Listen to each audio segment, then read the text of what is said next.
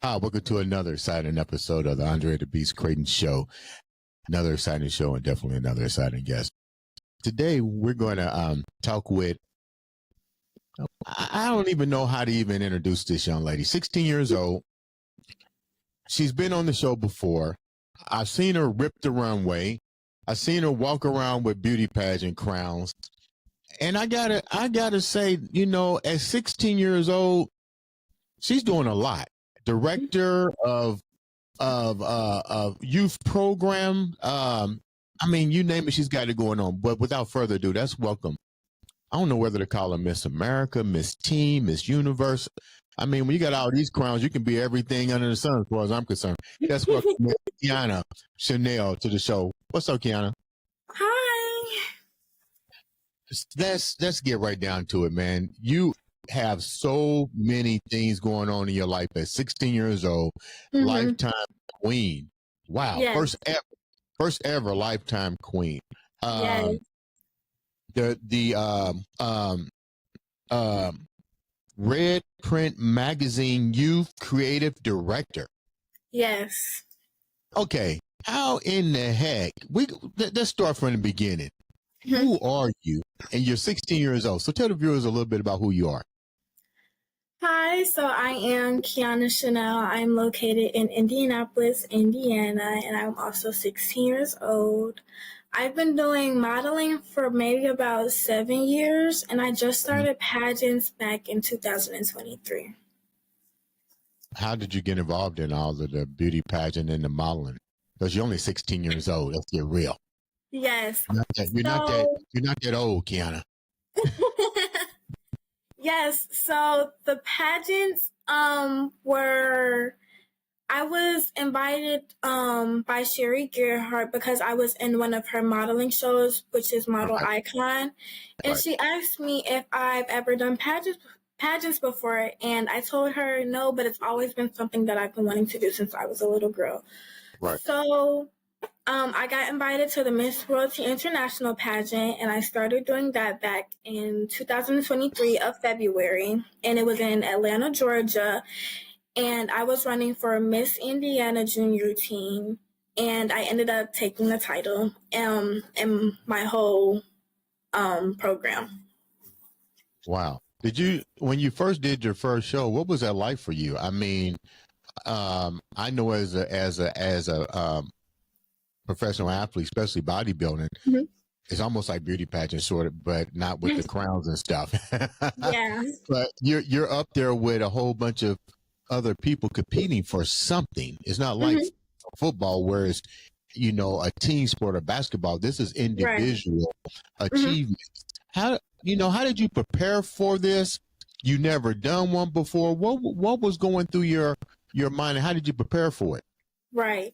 So with that being my first pageant and not having no experience, it was kind of something new for me, and it did make me kind of nervous because I knew that all of the other girls, they had like lots of experience and they've been doing this for years. So with me being somebody that's new to it, it was kind of nervous being up against them. Like, what kind of advice did you tell yourself? Because you didn't go to anybody to help you prepare for the stuff. So what was your mindset like when you first walked out on the stage? So I would say my mindset was to be confident and be my authentic self, because I knew that that was probably going to be the best way for me to get through those 3 days with the pageant, was just to be really confident in myself, be really positive, and just be myself throughout the whole process. What were you, now that you look back on it, you've been doing this for quite some time now. Now that you look back on it, what would you have done different? Even though you won, we always say, now that I look back on those tapes, maybe I should have did this, I should have did this. Now that you look back, what are some of the things that you wish you could have changed at that particular moment that probably would have made even a bigger impact on your first show? Right. So something that I probably would have done differently is get involved in more of the categories they had. Like, they had a category for representing your state, which you could do big costumes or a performance to represent your state. Or they had I think a spokesmodel award where you could speak on things that are going on in your community or that you're going on and doing in your community. So I would say just being more involved within the pageant system would have probably been something that I could have done way better at. Like, what was the categories that you thought at that time was best suited for you? What was those categories? The one category that I thought was best for me was the dancing category. Since I do have a dance experience, that probably would have been the category that I should have did. Okay, let's elaborate on that. What do you mean you got dance experience? And the only reason why I'm saying this is because I have a daughter. She's now 20 years old. She's in college, and she's been doing beauty pageants pretty much all the way up until she literally got to be 2 years away from high school. I mean, she was doing and winning beauty pageants all over the world. And she did do lyrical, jazz, tap, ballet pretty much all her life. So let's talk about that. You had dance and you didn't do it. What was your dance experience like? So I do have a experience of 7 years in dance. I do majorette, hip hop, praise, and a little bit of lyrical. How come you didn't bring that to the table when you was doing the beauty pageant? I think it was because I was super nervous that I only wanted to focus on one thing. And I think that one thing was definitely going into the pageant. So I think with me doing all these other categories and stuff probably would have threw me off my mindset. Wow. So you're 16 years old. How many shows have you done since that first show? I haven't done any other pageants since my first show back in 2023. I think I've taken a break from like all the pageants, especially because of my Lifetime crown.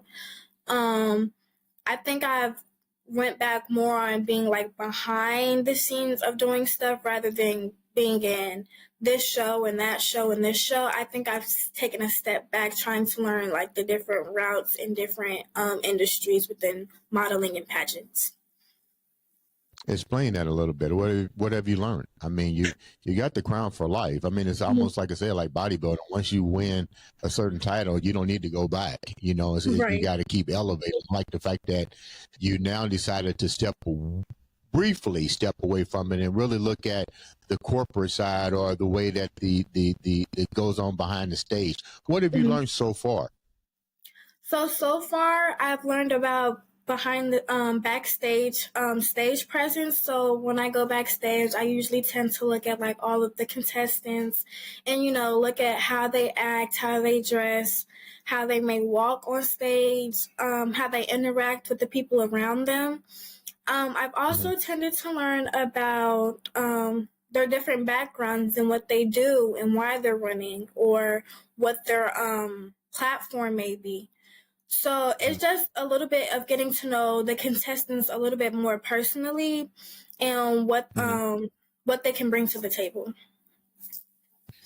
You've worked with Sherry Gilhart, a beautiful young lady. We had a chance to have her on the show, and she's out of Atlanta, Georgia. What have you learned from Sherry? I tend to learn a lot from Sherry each time I see her, each time I'm in one of her shows. She gives me lots of opportunities.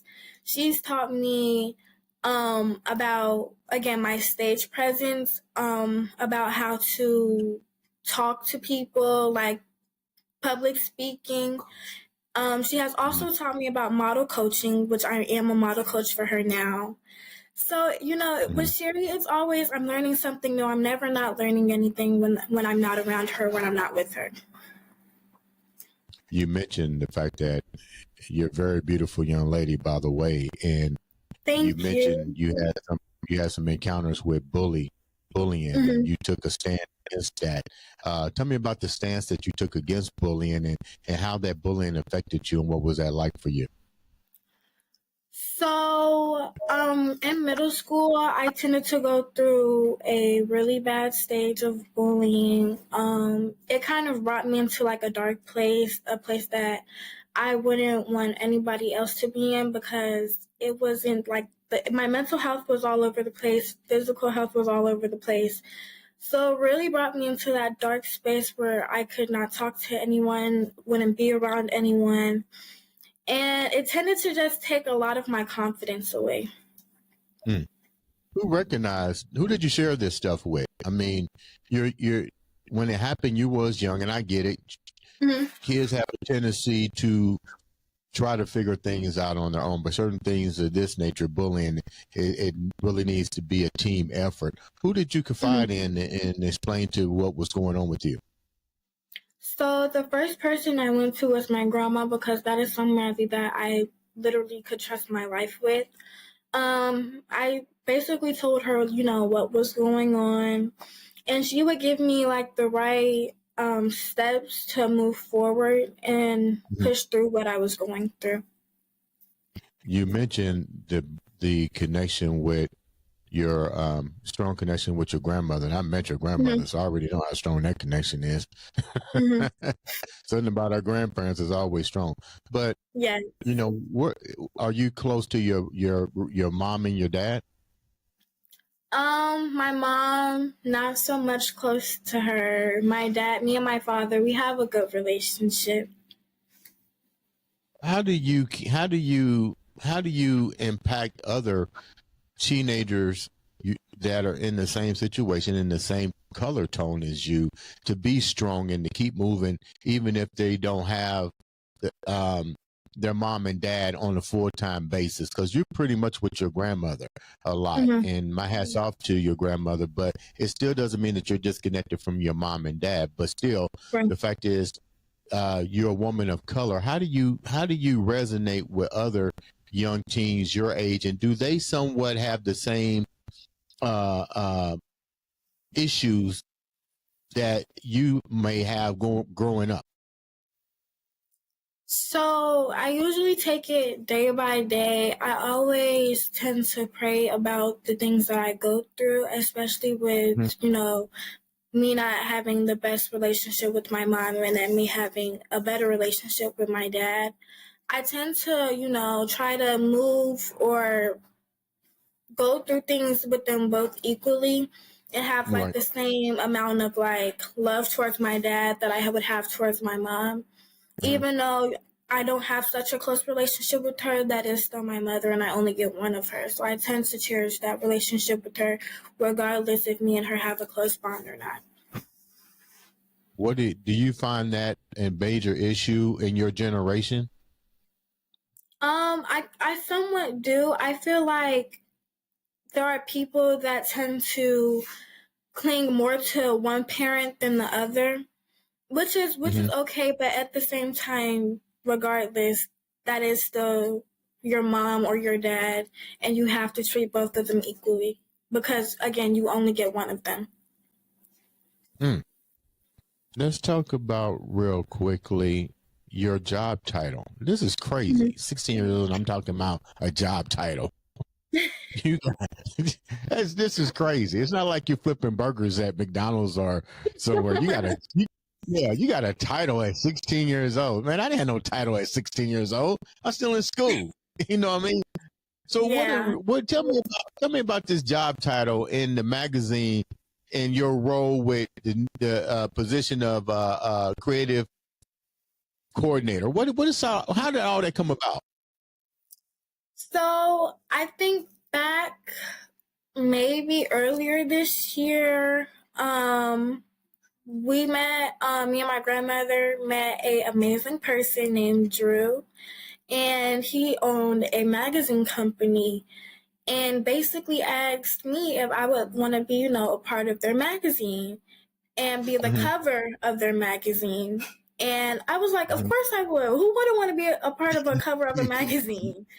So we ended up taking pictures for the cover. The cover ended up coming out like later this year. It's already out. A lot of people have bought it. It's been sold. I've been signing stuff, so it's been a really fun experience for me. A couple months ago, he actually asked me if I would want to be a part of the team and be a part of the youth creative director. And I was like, of course I would, because it's like, I think it was just such a amazing moment for me. I was Yeah. just like, Yeah. yes, I need to start, really pushing my name out there, letting everybody know who Kyanah Chanel is. So that's kind of how Right. I got into the Red Print magazine family. And ever since, it's just been such a great experience for me. Yeah. Let me ask the real question. Mhm. Are you getting paid pretty good amount of money? Yes, I am. Okay, that's all I'm concerned about. Are you getting broke off? So let's talk about that brand. Let's stick with that topic for a minute. What are your job responsibilities for the magazine? You're 16 years old, and you got enough stuff going on right now with trying to enjoy life, getting ready for college, trying to maneuver a modeling career, a beauty pageant behind the scene coordinator. What's your job role here, and why did they pick you to do it? What did they see in you that they felt that this would help elevate their magazine and their brand? Okay, so basically I am pulling people from the youth that have potential, that maybe do sports or good academically, content creators, basically from what their talent is. I basically pull them and I, give them that, push and that uplift that they need. So as much as like Drew picking me to be a part of the family, I think it was so far as my like dedication, the things that I'm doing within my community, how I carry myself. I think that would probably be some of the things that they chose me to be a part of their team. What has been the most difficult part of this journey for you so far? The most difficult part of my journey would probably be still being very, I would say, I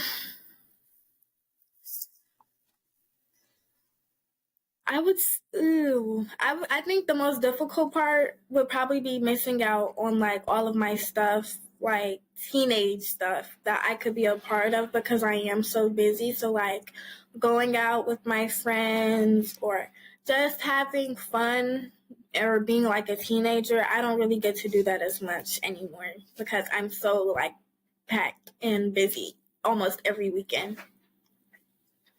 I mean, but how does that affect you? I mean, you're still a teenager. You have friends. You have to have a social life outside of work. How do you address that with your closest confidants, the people that are this is where I'm going with this. We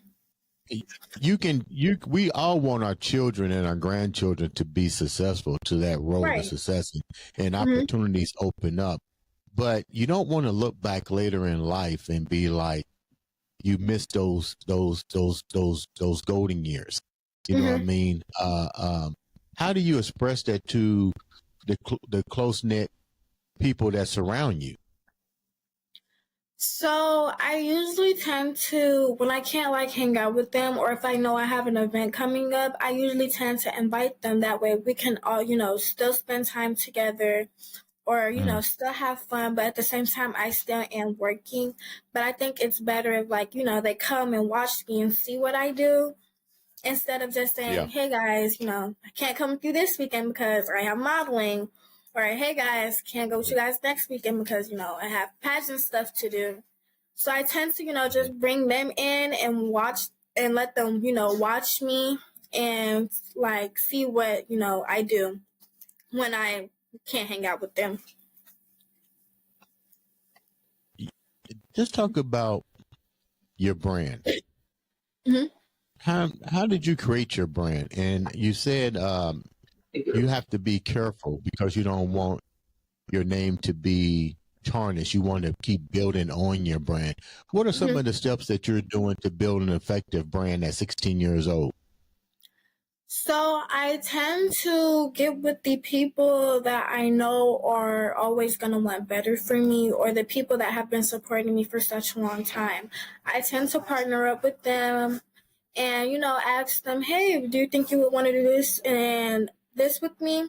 And most likely they do say yes. So that kind of gives me like a team or, some support behind me and what I'm doing. I Mm-hmm. also tend to ask my grandmother. I'll be like, hey, do you think this is a good idea? Or how about we do this? So she'll give me, the support for that.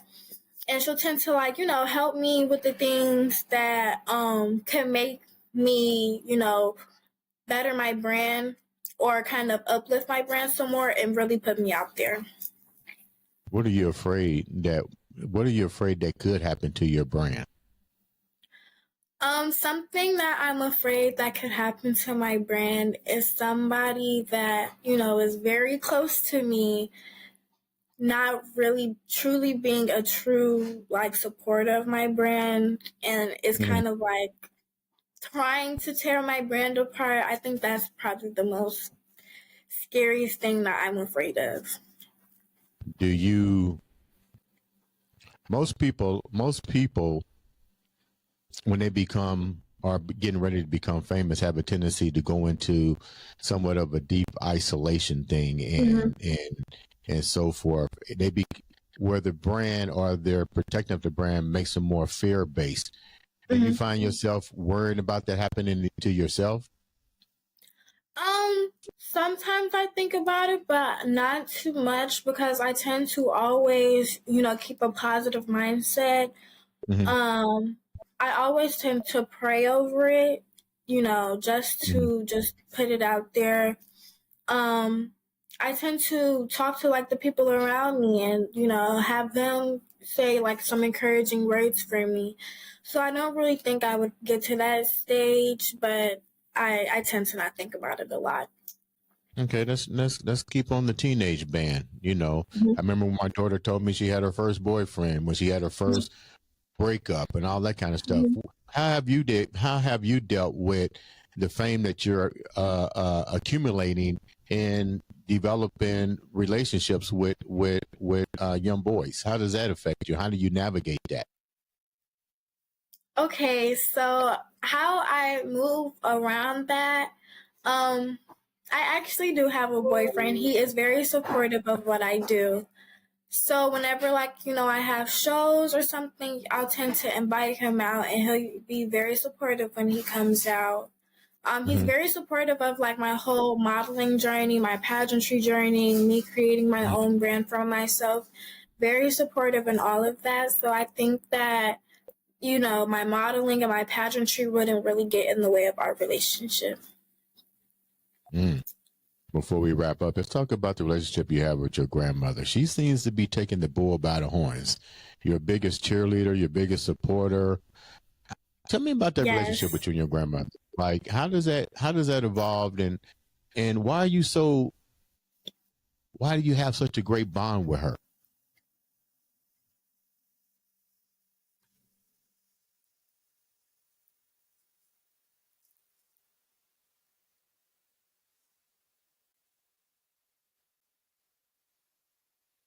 Can you hear me? Kyanah, can you hear Oh, me? I can hear you now. Okay. Mm-hmm. Did you hear the question I was asking? Okay, so I'll re-ask the question again. So help No, me, can tell me how you, tell me about the relationship that you have with not only your grandmother, who is really doing a superb job with marketing you and branding you and keeping you on the right track. What's that relationship like with you, and how did it form? Because you do have a mom and a dad, but how did that mm-hmm. go from mom and dad to you putting all of your trust into your grandmother? So it's kind of a long story, but I'll cut it down. My grandma's been knowing me since I was born. And we've had to go through, a lot of stuff together for us to get to where we are now. So she's been having me since I think about maybe 6 months old. So I've Yeah. just been with her ever since. That's my best buddy. I love her so much. I think because we spent so much time being around each other and being together, that's why I put, a lot of my trust into her, because I feel like you've known me for 16 years, so it's not like I can just go to somebody that I just met, a month ago, or go to somebody I just met yesterday and just put that Right. much trust into them. Wow, wow, wow. What's in store for you next? You're 16 years old. That's even a stupid question for me to ask. The world's in store for you. I mean, you just Yes. setting the world on fire, but realistically, what do you want? What's your dreams right now at this point? So my dreams are to finish my project for Red Print magazine.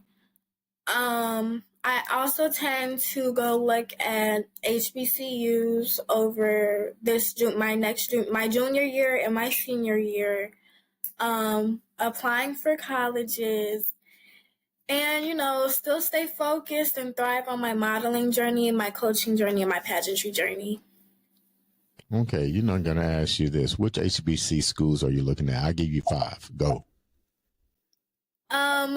One HBCU school I'm looking at is Jackson State University. Another Okay. one would be Alabama State University. Okay. Third, Texas Southern State University, Mm-hmm. LSU, and I want to say, I haven't really thought of a fifth one, but my first 3 are the top 3 that I'm looking at right now. Okay. You might want to look at Albany State College, University, I've heard Albany, of that one Georgia. before. The Golden Rams. Yeah, you might want to look into it. A very prestigious HBC school to look at as well. Let me ask this question to you. Mhm. What are teenagers missing today? Ooh. To your eyes, you've been around. What are you guys missing? I mean, you don't, we always lose that gap with our with our youth, the adults, meaning myself and adults. What are we missing? What's the disconnect between your generation and my generation, and what do you think we need to do to bridge the gap? I think something that we're missing is really listening and being productive. Explain that a And little bit. Explain I that would more. say those two, listening, because with my generation, we tend to not really listen as much. Mm-hmm. Or we would listen to the wrong people, and that could get us, nowhere that we want to be.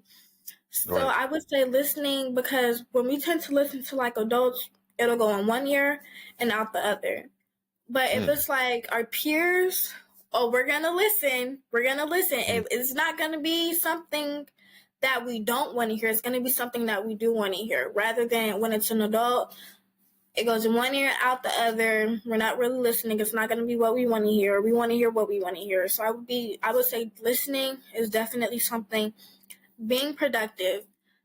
I say being productive because I tend to notice that most, not even most, but maybe like half of our youth are not being productive or doing something that could better themselves. And I say that because I have friends that, just go to school and then they'll go home and they won't do nothing until like the next day. And it's just like a repeated cycle, rather than them going to school, either, getting a job, doing a sport, finding something that could really better their lives or better themselves in general. Wow, that is so impactful. You know what, Kyanah, thank you so much for taking time to come on the show, and congratulations on once again doing something truly beast mindset, moving, making positive things happen not only in your life but other people's lives as well. Leave the viewers, the teenagers, with something positive. I would say always be yourself. That is the best way that you will thrive in life, is being yourself and having the most confidence. Because if you don't believe in yourself, then nobody will. So you always have to put yourself first. Be confident. And, just live life day by day. Ladies and gentlemen, this has been the one, the only Miss Kyanah. Check this last name, Chanel, on the Andre. Oh, wait a minute. No. Let me give you your flowers. How can the viewers reach out to you and support you? You guys can contact me on all platforms at Kyanah_Chanel. That's KYANAH_CHANEL. Chanel, you make sure you and your grandmother keep in contact with me through your career. We love to showcase individuals like you that are definitely making a difference in this community, a difference to the world, just a difference to this planet in general. Ladies and gentlemen, this has been another exciting episode of the Andre the Beast Crayton Show.